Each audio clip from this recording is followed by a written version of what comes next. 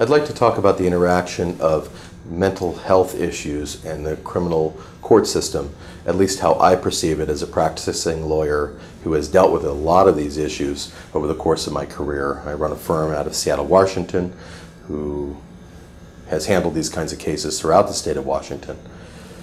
My experiences include dealing with clients and families that are struggling with autism, dealing with clients that have profound mental retardation due to birth defect complications, clients that have Tourette's syndrome, clients that are either being treated or need to be treated for psychiatric problems, and a number of other issues over the course of my career. I have found myself having a great deal of compassion for the families that are struggling with these kinds of cases because the difficulty or the lack of resources available on a state level to help them deal with this process. People have to realize that in the early 1980s, we cut a lot of funding for federal funding that was available for state, local mental health treatment programs. And over the course of the last 20 or 30 years, the availability of resources has diminished to help families cope with these kinds of problems on a local civil level. And as a result, a lot of these cases or these situations have shifted into the jails and have shifted into the criminal system. And as a result of that, the criminal system is finding itself having to more and more mind and deal with these kinds of cases where clients or potential defendants or potentially people who are on probation have severe mental illness, and this becomes very difficult for a probation officer who wants somebody to show up at a certain time or wants a certain set of behavior to be followed, and they are not dealing with somebody who is functioning on a level where the accountability they would like to see is present. In some cases, there's ways around that, using a lot of evaluations and talking to the prosecutor in detail about the case. And even though we are in an adversarial relationship, that would be the prosecuting agencies and the defense attorneys, there are in some cases situations where you can reach across the aisle and craft a solution that is reasonable. Certainly when you have extensive documentation on our end of what the problem is and how to deal with the problem in a way that assures the public safety and accountability relating to the crime. There is another interesting thing that has gone on in the state of Washington, which is mental health court. It's not necessarily a common topic for most people to know about, and it really started in the 1999. King County started, for example, mental health court. The problem with mental health court is, first of all, it's really meant to deal with lower level misdemeanor or gross misdemeanor matters. It's not meant to be, it's not designed, nor will it accept high level felony problems. But in some cases, there are felony cases that can be pled down into misdemeanors or gross misdemeanors and then put into mental health court.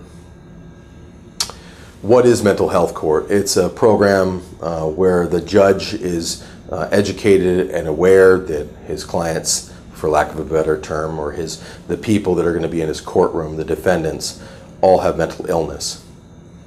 The probation officers, or the people who are responsible for monitoring these people in the criminal system, generally have education, master's degrees focused on mental health, and they also have a diminished caseload, so they're better able to give one-on-one treatment and attention to individual defendants or people that are in the courtroom. The result of this program is that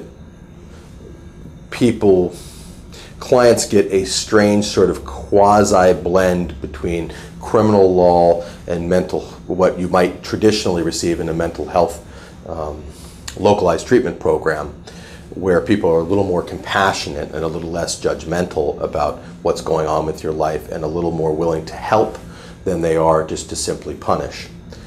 These are great programs. Seattle Municipal Court runs one as well. To give you an idea, with the state, I believe there's about 13 counties right now that are dealing with mental health court. Cowicz County, for example, just started a mental health court in 2014, I believe. So it gives you an idea that each county varies, and the availability of this resource for negotiating and handling criminal law matters just really truly varies in some ways depending on which jurisdiction you happen to be in, which county you happen to be in.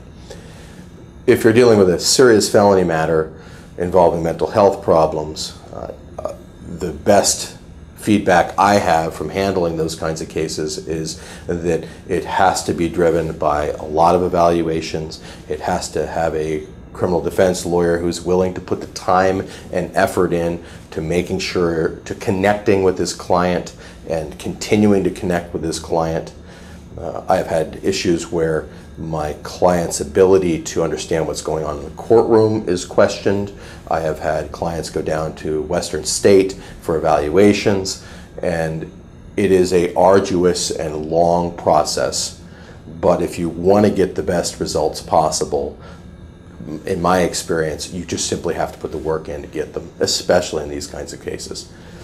But I hope the information about mental health court helps people that are dealing with these kinds of problems, and kind of the big picture reason why we're in this situation.